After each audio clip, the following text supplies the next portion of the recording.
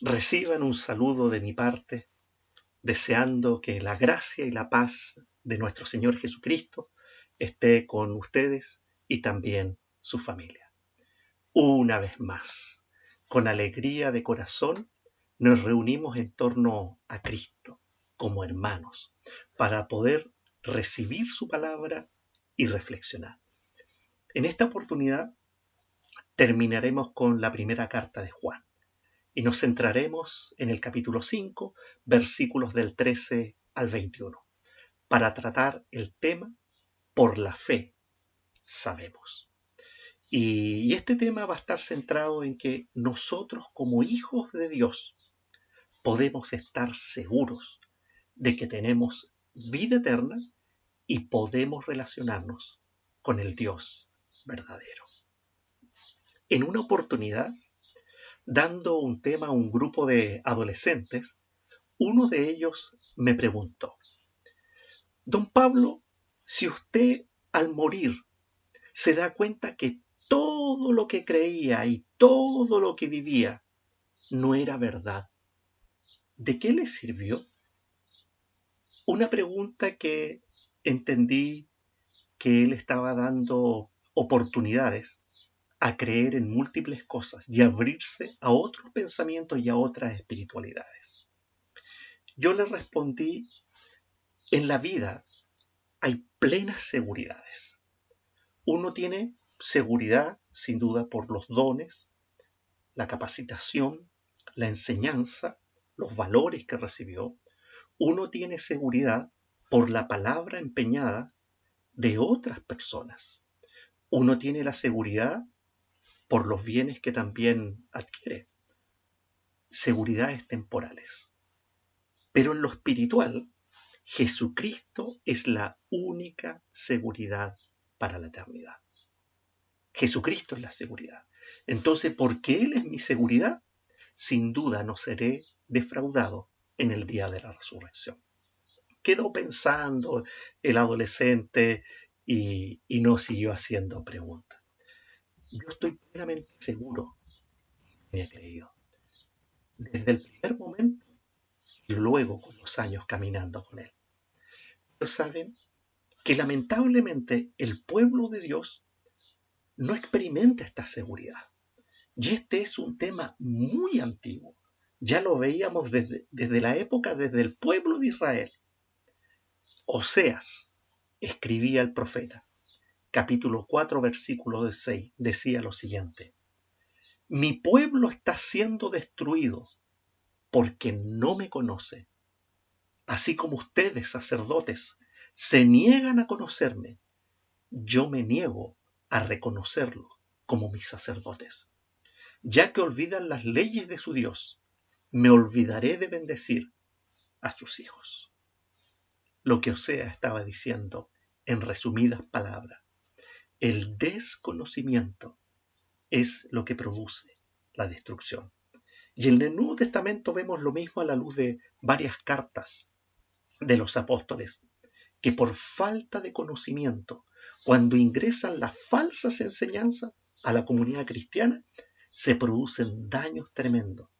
Y las primeras comunidades se vieron tambaleando por enseñanzas extrañas con respecto a Jesucristo, al Espíritu, a Dios, a la persona misma y a la vida. Este tema de falta de conocimiento no es algo solo en los aspectos espirituales, tiene que ver en sí mismo con la fe. Veamos cosas concretas. Una persona que tiene falta de conocimientos básicos para batallársela en la vida, ¿cómo puede avanzar en la vida? Y estoy hablando de instrucciones iniciales, donde se requiere un conocimiento previo, para no fallar como esta sociedad está funcionando. ¿Qué pasa si el día de hoy cosas tan básicas una persona no sabe leer o escribir, o no sabe sumar o restar? Sin duda, esta sociedad no tiene un espacio para aquella persona. ¿Qué pasa si personas que van a emprender grandes proyectos y en estos proyectos no tienen el conocimiento previo? Sin duda van camino al fracaso. el conocimiento en la vida no solamente ayuda a vivir la vida, sino también a transitar con un sentido. Y ese sentido es el orden, ese sentido que tiene que ver cómo crecemos y ese sentido tiene que ver cómo hacemos bien las cosas. Entonces, el conocimiento en sí mismo es parte de una esencia del ser humano y en lo espiritual más aún. Y cuando Dios se lo dice a su pueblo. Esta falta de conocimiento ha llevado a algunos cristianos el día de hoy a tener un problema. Y ese problema es que tienen una confusión en la resurrección y la vida eterna. La resurrección de Cristo, por una parte, lo ven como un tema anacrónico. Por una parte, es un hecho del pasado. Ven que solamente ocurrió en una época hace 21 siglos y que no tiene ninguna conexión con ello. Y cuando ven la vida eterna, la ven muy a futuro. La ven como inalcanzable, un tiempo que nunca va a llegar. Y no logran conectar. Por eso ven anacrónicamente la resurrección y la vida eterna. Y esto va haciendo a su vez que los creyentes no logran entender la connotación de los últimos tiempos. ¿Y a qué me refiero con esto? Es lo que le toca vivir a la humanidad en los últimos tiempos junto con la llegada de Cristo en su segunda venida. Y esto es un problema de fe, porque hoy en día encontramos un grave problema, que hay falta de fe en la resurrección y la vida eterna. Y es por esto que muchos cristianos no logran conectar la resurrección y la vida eterna con el día de hoy, con el día a día. Pero cuando tratamos de entender esto, ¿por qué? Porque hay una desconexión.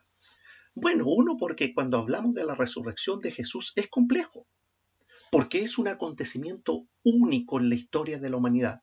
No es homologable, porque ningún otro hecho histórico se repite junto con eso. No se puede comparar con la resurrección que han experimentado otras personas que la misma escritura nos da evidencia.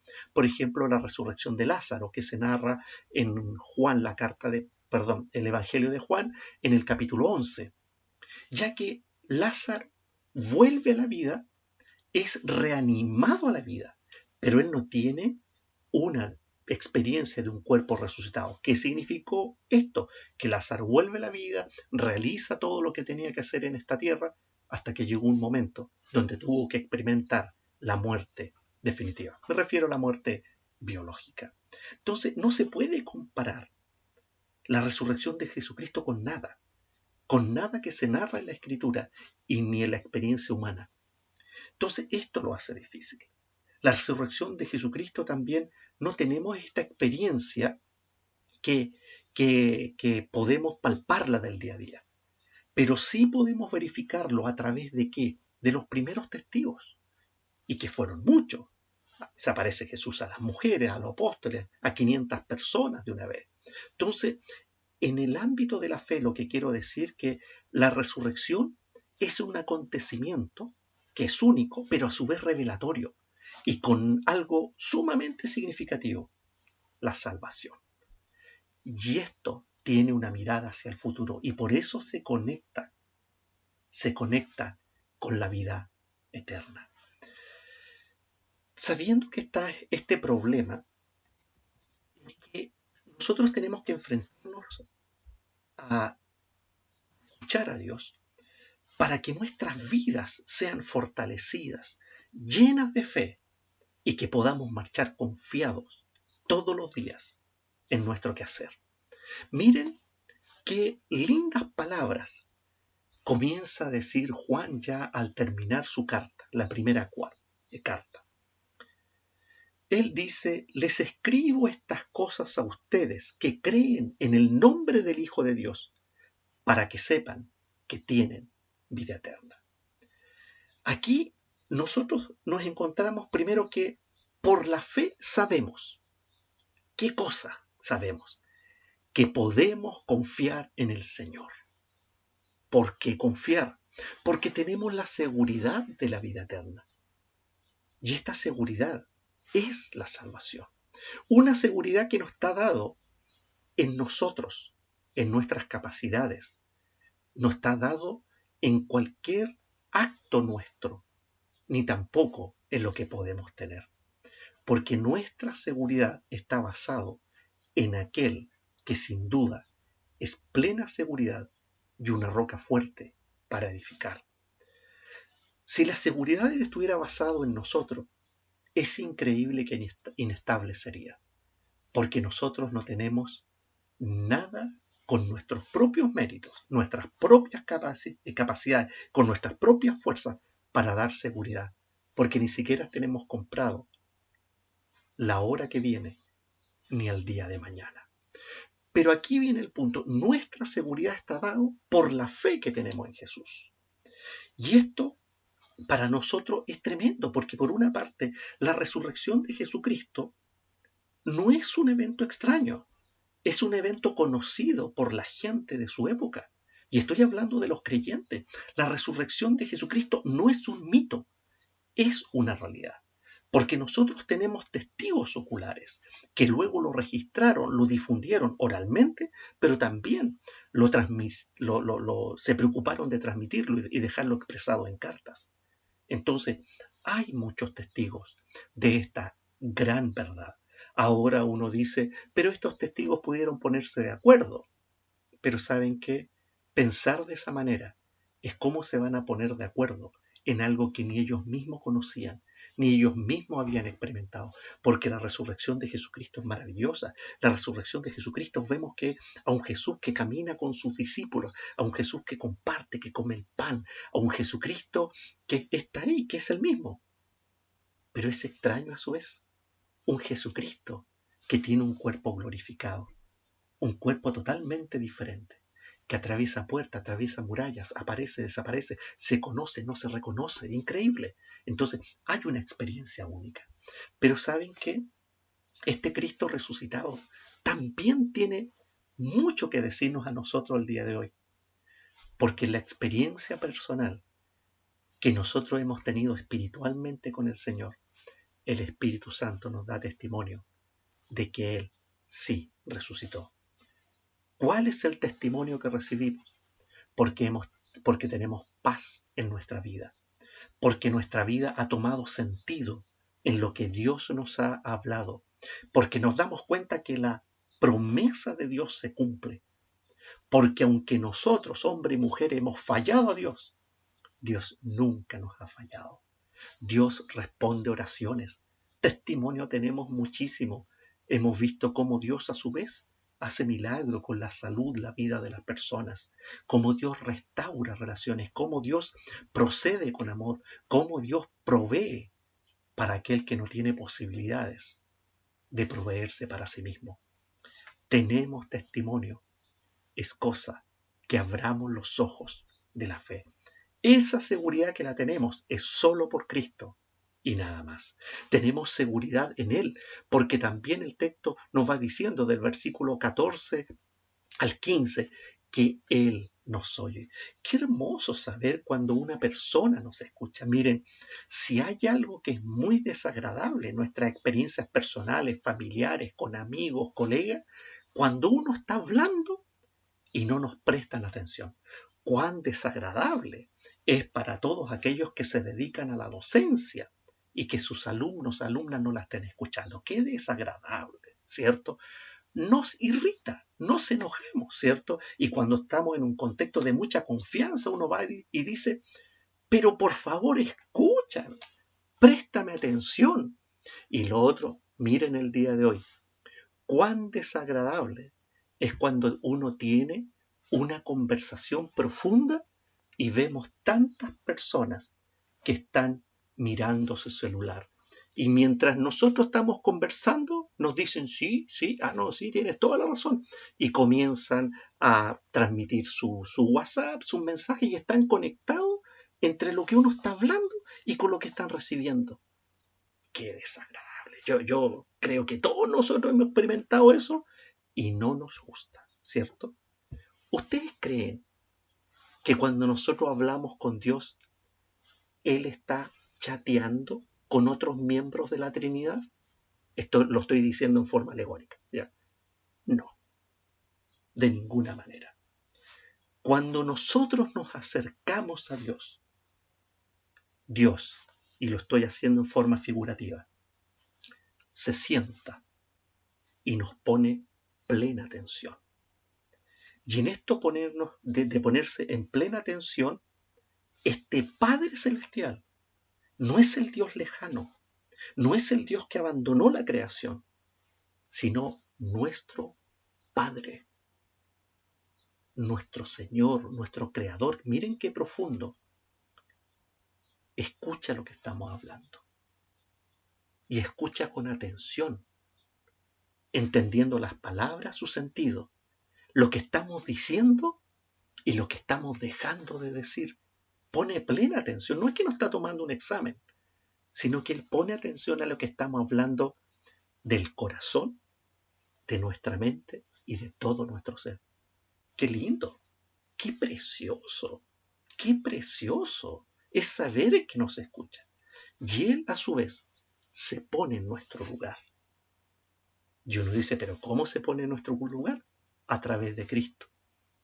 Sin duda, el Dios encarnado, que caminó entre nosotros, que vivió como uno de nosotros, a través de Jesucristo, sin duda.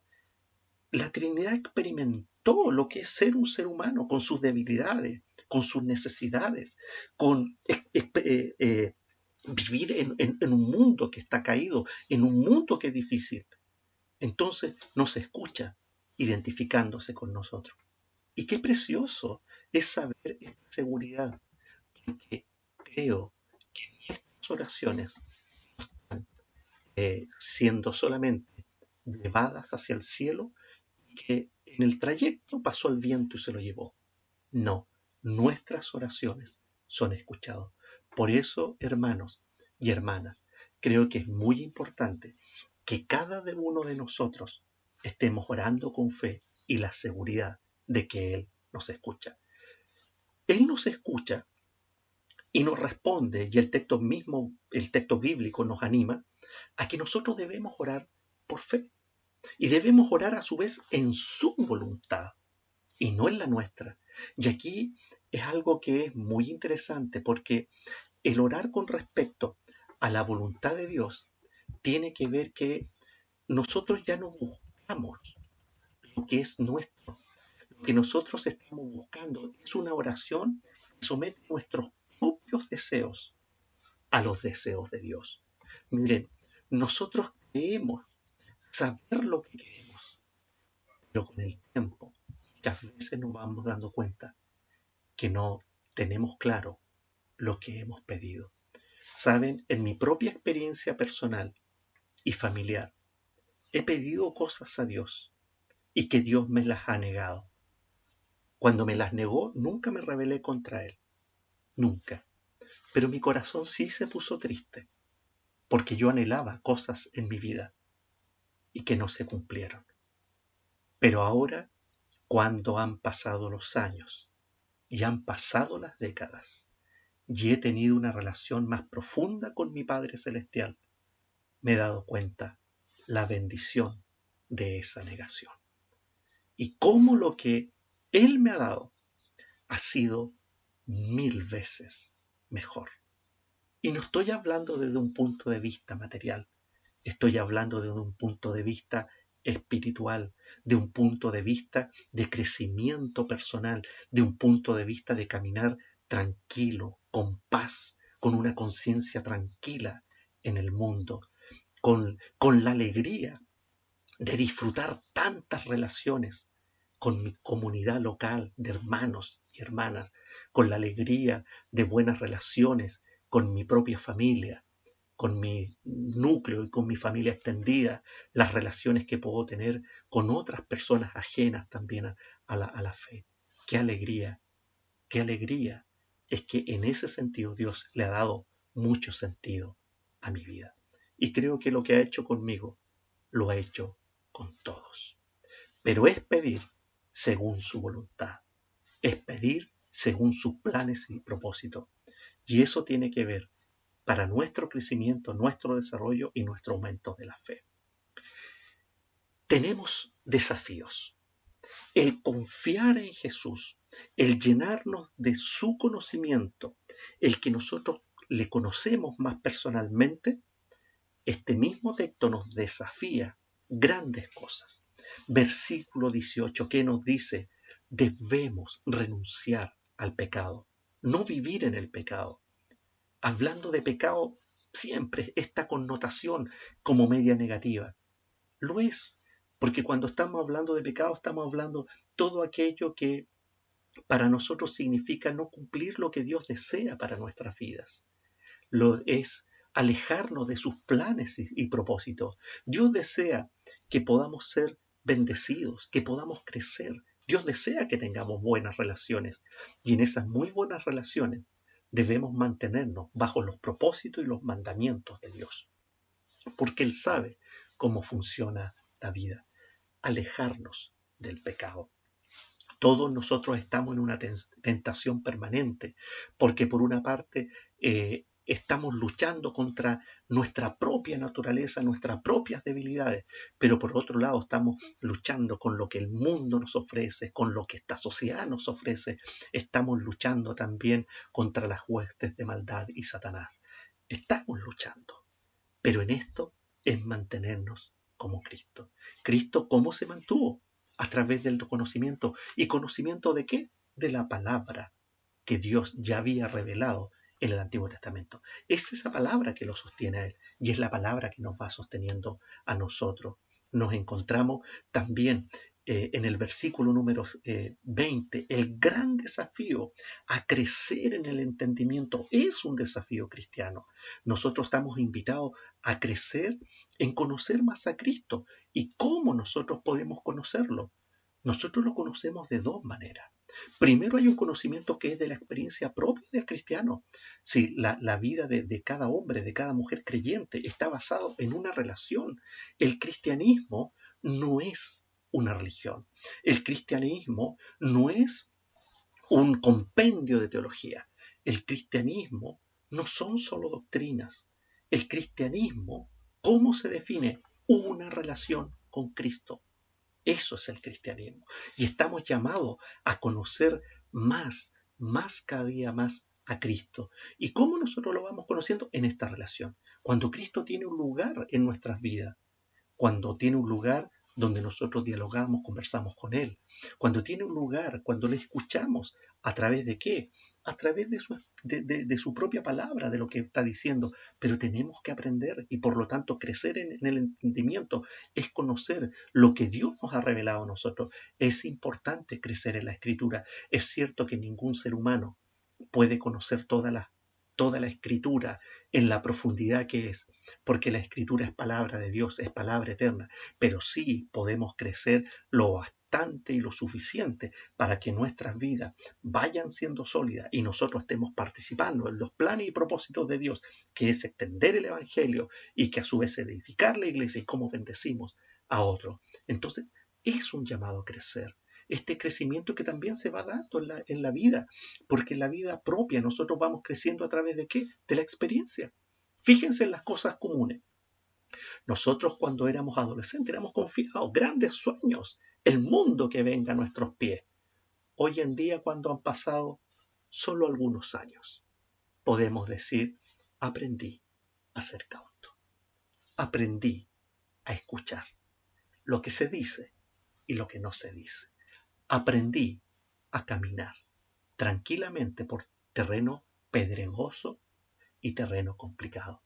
Es la experiencia de la vida. Y en eso mismo, es lo mismo con Jesús. Es este caminar con Jesús que a nosotros nos va ayudando en la experiencia diaria. Pero también es conocer a Jesús a través de la Escritura. No solamente en lo maravilloso que es lo que nos narran los evangelios, sino en lo maravilloso desde el Génesis al Apocalipsis. Vivir unido a Cristo, gran desafío también el versículo número 20, vivir unido a Él porque en Él crecemos. Y en este crecimiento, este gran desafío es que va a ir generando en nosotros la confianza. Miren, yo les puedo decir que como todo orden de cosas, cuando nosotros iniciamos relaciones de amistad, Cuando nosotros realizamos relaciones de carácter sentimental, sin duda está el cariño, el respeto hacia el amigo, pero también está este amor que comienza a nacer con la persona que comenzamos a amar. Pero son los años, las experiencias, los momentos, la capacidad de superar situaciones complejas y difíciles, esta capacidad de entender que la palabra empeñada es importante, es este diario compartir que nos permite confiar en personas. Es el diario vivir. Alguien hoy en día dice, yo no meto las manos al fuego por nadie, porque no quiero quemarme. ¿Saben, hermano? En mi propia experiencia personal, con la vuelta de los años, yo he aprendido que sí puedo meter las manos al fuego por personas y no me voy a quemar. ¿Por qué? Porque he aprendido a conocerlas. ¿Y por qué? Porque con los años me he dado cuenta que su hablar, su corazón, su forma de ser es honesta. Entonces, la experiencia ha demostrado este diario vivir que puedo confiar en muchas personas que han sido tan honestos, hombres y mujeres, honestas en su fe y en su diario vivir. Imagínense, cuánto más esta realidad con Cristo, donde Cristo no me ha defraudado nunca. Coloco las manos al fuego por Él, porque Cristo me ha dado esta seguridad. Hay otro gran desafío y que termina el versículo 21 y con esto toda la carta de la primera carta de Juan. Aléjense de los ídolos. Porque al final es esto lo que buscaban cuando los que se oponían al mensaje de Juan, y que es el mensaje de Jesucristo cuando Juan escribe esta carta. Los que se oponían, ¿qué decían? ¿Ya? Que Jesucristo no era Dios, que no había sido encarnado como nosotros lo entendemos, sino que era una figura, que era algo etéreo. Negaban la divinidad de Cristo, negaban la humanidad de Cristo. Entonces disminuían quién era Cristo. Entonces, pero esto a qué es lo que llevaba? A crear ídolos, a crear imágenes de aquel que no es. Y por eso Juan les dice, aléjense de estos ídolos que te confunden. Y ídolo es cualquier cosa que ocupe el lugar de Dios. Cualquier persona, cualquier cosa que ocupe el lugar de Dios. Ese es un ídolo. Y Juan quiere que nos alejemos de esas cosas para concentrarnos solamente en el Señor. Miren, el pueblo de Israel pecó por su idolatría. La iglesia ha pecado también porque ha desplazado a Dios del lugar que le corresponde. ¿Cómo se llama eso? También se llama idolatría. Muchos hombres y mujeres desplazan a Dios de su corazón y no le dejan un lugar. Que eso no ocurra entre nosotros. Hermanos y hermanas, miren, si podemos vivir confiados es porque Cristo nos da la seguridad. Y eso es hermoso. Y esto nos invita a que nuestra fe crezca. Y esto nos invita a estar, yo diría, contentos, gozosos, confiados, llenos de esperanza en el presente y también en el futuro. Y todo esto es por medio de ¿qué? Por Cristo. Pero ¿cómo ocurre este evento por medio de Cristo? Ocurre primero por medio de su palabra, porque eso es una palabra que vamos a entender, vamos a comprender más quién es Cristo, de cuál es el pasado, cuáles son nuestras raíces, pero también cómo viene el futuro y cómo enfrentamos el presente. Pero no solamente es un tema de entenderlo intelectualmente, sino que es vida. Y esa vida es dada a través del Espíritu Santo, el que nos acompaña, el que está día a día, el que nos anima, nos corrige, nos guía en todo momento. Pero ¿saben qué? Es algo importante. Si nosotros vamos a confiar y vamos a tener este conocimiento, pero a su vez vamos a asumir estos desafíos, nos alejamos del pecado, queremos crecer en Cristo, queremos tener una relación con Cristo y a su vez nos vamos a alejar de estos ídolos, debemos colocar nuestra disposición de fe. ¿Y qué es el corazón de tener esta relación con Dios? Eso es lo que Juan quería comunicar a los hermanos de su época con esta primera carta que les enviaba. Lo que le estaba diciendo: saben, hermano, concéntrate en Cristo, vive con Él, aprende con Él y verás cómo Cristo es amor y cómo Cristo es la verdad. Entonces, les invita a esta relación. Y yo creo que todos nosotros estamos desafiados a lo mismo. Que esta primera carta de Juan anime nuestras vidas para crecimiento en una relación con Dios y también para que podamos servirle a Dios como Él espera en este tiempo. Que el Señor les acompañe, que el Señor les bendiga y que les llene de su amor y de su gozo. Una bendición para ustedes y también para sus familias. Amén.